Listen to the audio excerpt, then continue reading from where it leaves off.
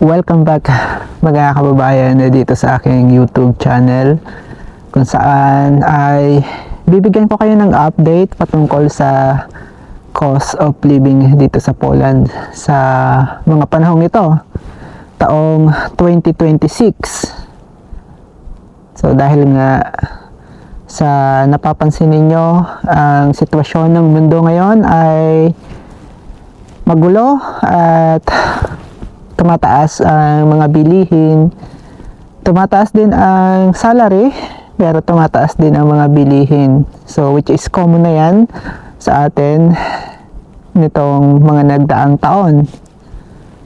So dito sa video na to ay gusto ko lang kayong i-update patungkol sa cost of living dito sa Poland ngayong taong 2026. So medyo may kagandahan pa rin at afford pa din ng ating mga kapwa OFW dito sa Poland ang cost of living. So bibigyan ko lang kayo ng highlight kasi ang renta ng bahay sa mga panahong ito or renta ng rooms, renta ng apartment, kung magre-renta kayo ng rooms ay nagkakahalaga yan ng 1,300. No, depende sa laki or luwang ng kwarto. So base sa akin, 1,300 ko ay all in na. So it means kasama na doon yung kuryente at tubig. Ang apartment naman, kung magre-renta kayo, kumbaga isang buong apartment, may privacy ng CR, ng kitchen. So, alam niyo yung ibig kong sabihin. So, nagkakahalaga yan ng 2,500 to 3,000. At kung may maayos kayong trabaho at meron kayong makakatuwang, so pwede ninyong gawin yan dito sa Poland. Ano? Ang pagkain naman sa mga panahong ito ay napakahalaga ng about 600 to 900 zloty sa mga panahong ito. So, afford pa din. So, wala pa rin bigat kung nandito kayo sa Poland, mga kababayan, ano. So, yan yung updates mga panahong ito dito sa Poland. Pagdating sa pagkain ay may pagbabago man ang presyo, pero afford pa rin ng mga kababayan. Kaya nga, yung mga ibang European people ay pumupunta at nagbo-move dito sa Poland kasi nga alam nila na kaya pa rin ng balansehin yung budget nila, yung pamumuhay nila kung dito sila titira at makikipagsapalaran sa Poland. So maraming mga ibang mga European, especially yung mga taga UK, ay nagmo-move ng Poland para dito manirahan at magtrabaho din, ano. So yan yung katotohanan, mga kababayan. Ang renta naman or ticket ay nagkakahalaga lang ng 100 to 200 zloty, ano, depende sa distansya or layo ng inuuwian ninyo. So merong 50 zloty pero afford pa rin sa mga panahong ito, at base yan sa experience ko, mga kababayan. So yan yung reality ng cost of living dito sa Poland, mga kababayan. Kumbaga, kinakaya pa, nakakapagtabi pa rin si kabayang Adrian kahit pa paano, nakakapagbigay pa rin ako sa nanay at tatay ko, sa mga kapatid ko, nakakabili pa rin ako ng mga gusto ko sa buhay katulad ng iPhone, nakakapag-iPhone pa rin ako. So, hindi ko nga lang kayang bilhin ng biglaan. So, kinakailangan ay pag-ipunan. Ano?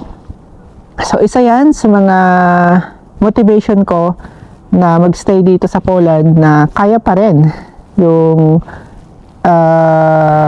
manirahan o yung mga bilihin dito sa Poland. Kumbaga, maa-afford mo pa rin yung mga bagay o yung mga gadget na tanging mayayaman lang yung makakabili. So dito sa Poland, basta masipag ka at hindi ka maarte sa trabaho, maaaring guminhawa yung sarili mo. Kasi yan yung katotohanan. So sabi ko nga sa inyo, mag-aanim na taon na ako dito sa Poland at based yan sa experience ko, yung mga binabahagi ko sa inyong informasyon ay na-experience ko yan. So kung kaya ko, ay kaya nyo rin. Dahil nag-start din ako sa zero, nag-start ako sa pagki-cleaning ng mga rooms, ng mga apartment, hanggang sa ngayon ay rumarakit pa rin ako ng pagiging cleaner. So especially yung mga factory worker, yung mga warehouse worker, mahaba ang oras ng mga yan, malalaki ang kinikita dahil halos wala yung pahinga sa pagtatrabaho.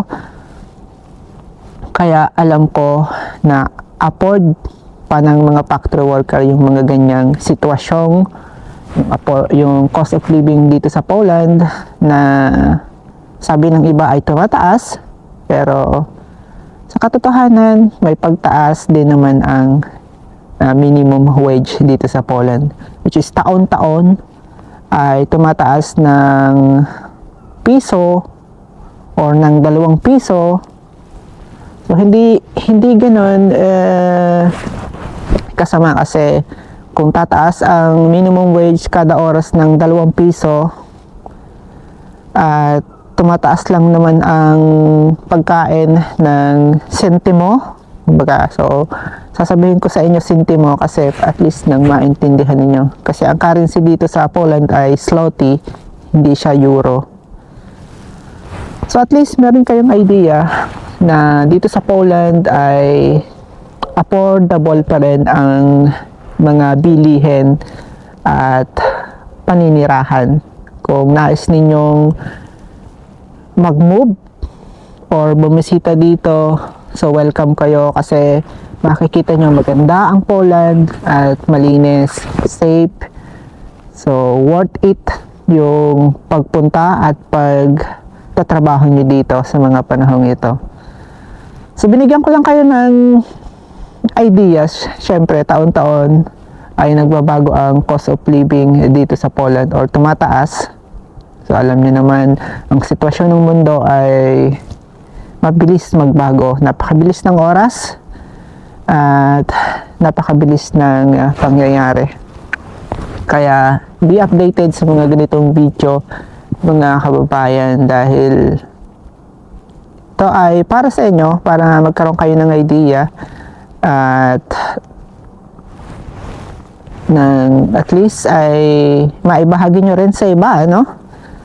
So ito lang yung kaya kong itulong sa ating ibang mga kababayan na nagnanais pumunta at magtrabaho dito sa Poland, or kahit na maging estudyante or magbakasyon kayo dito. So safe pa rin ang Poland, mga kababayan, at kayang-kaya pa rin ninyong maging isang independent na OFW dito. Basta wag lang kayong magtinamad at mag-inarte sa trabaho. So yan yung unang-una kong i-advise sa inyo kung nais ninyong manirahan dito sa Poland. So kinakailangan ay magtrabaho kayo, kasi ang local people ay ganyan din ang ginagawa nila. So itong mga impormasyon nito ay tanging gabay nyo lamang. So base ito sa paninirahan ko dito sa Poland, mga kababayan, at base ito sa experience ko dito sa Poland. At lahat ng ibinabahagi ko nga sa inyo ay nai-experience ko yan dahil isa akong OFW dito at empleyado, ano. So nagre-renta rin ako ng room for more than 4 years na, ano. So alam ko yung mga pinagsasabi ko sa inyo at alam ko yung computation ng budget dito sa Poland. So kung nais ninyo ng mga videos pa dito sa aking YouTube channel, so pwede kayong pumunta sa main profile ng aking YouTube. Hanapin nyo yung mga videos kong ginawa for the past few years. So marami yan at magkakaroon kayo ng idea, mga kababayan. So ito ay libangan ni Kabayong Adrian dito. Ito ay hindi para mayabang sa inyo na gumagawa ako ng mga ganitong video. Ito ay tanging libangan ko lamang at nais ko lang i-dokumento rin yung sarili ko kapag ganitong day off at wala akong kakaabalahan. So sabi ko nga sa inyo, minsan wala tayong racket, wala tayong part-time. So ang ginagawa kong paraan ay ito, hawak-hawak ko yung aking camera at nire-record ko ang aking sarili at kinakwento ko yung tunay na pangyayari dito sa Poland, mga kababayan, kasi ito lamang yung tanging maitutulong ko sa ating mga kababayan. At sa mga panahong ito, yung mga nagnanais pumunta dito, tumaas yung qualification ng Poland, pero tuloy-tuloy pa rin naman yung pagtanggap nila, mga kababayan. So tiyagain nyo lang at baka isa rin kayo sa mabiyayaan ng working permit para makapagtrabaho dito sa Poland. Kasi maraming nagko-comment sa aking mga videos sa aking social media account. So hindi ko kayo mabigyan ng tamang impormasyon kasi hindi naman ako hawak ng agency, mga kababayan. Isa akong independent na OFW dito na nagbabahagi lang ng aking experience patungkol sa buhay ko dito sa Poland. Pero patungkol sa mga legal situation or legal documents ng manggagawa. So kung ano lang yung na-experience ko, yun lang yung kaya kong ibahagi, mga kababayan. So anyway, cost of living sa Poland, affordable pa rin, mas mababa pa rin sa buong Europe. Marami pa rin dumadaing na karatig bansa na napaka mahal na ng mga bilihin sa bansa nila. Yung iba nating mga kababayan dito sa Europe, especially Germany, France, Norway, Sweden, at marami pang iba, tumaas ang cost of living at mabigat sa ibang mga kababayan natin na dito sa Europe. Pero dito sa Poland ay affordable pa rin po, mga kababayan. Kayang-kaya pa rin at makakabili pa rin kayo ng mga bagay na nais ninyong bilhin. Basta pag-ipunan lamang ninyo at huwag niyong biglain yung sarili ninyo para hindi kayo masaktan or hindi mapunit yung bulsa ninyo, sa madaling salita, no? So anyway, ako si Adrian, mga kababayan, at nais ko lang ibahagi yung mga ganitong video sa inyo, yung kahalagahan ng buhay dito sa Poland for more than 5 years or malapit na ako mag 6 years dito. So yung mga binabahagi ko sa inyo, iba't ibang pangyayari kada taon ay kasiyahan ko, at naalala ko nung dumating ako dito, yung 50 zloty ay puno na yung bulsa at puno na yung plastiko. Kumbaga hindi nakasya sa plastic, nilalagay ko na lang sa bulsa, yung mga panahon na 2020 nung dumating ako dito. Sobrang baba ng presyo ng bilihin ng mga panahong iyon. Pero sa mga panahong ito ay talaga namang nagbago, tumaas, at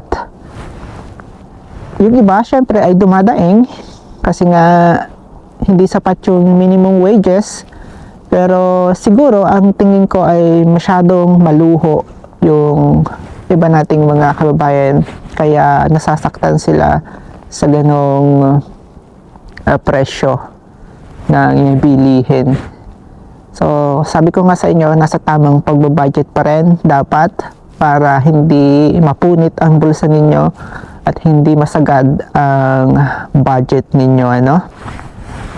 So ito ay isang paalala ko lamang. Syempre, marami na rin akong mga kababayan or marami na rin tayong mga kababayan dito sa Poland na patuloy ang pakikipagsapalaran hanggang sa mga panahong ito. At saksi ako dyan, ano, nakikita ko sila at namimit ko sila dito. So anyway, ako si Adrian. Ito ay nais ko lang ibahagi sa inyo yung mga ganitong video. And maraming salamat sa pag-subscribe ninyo dito sa aking YouTube channel. And God bless.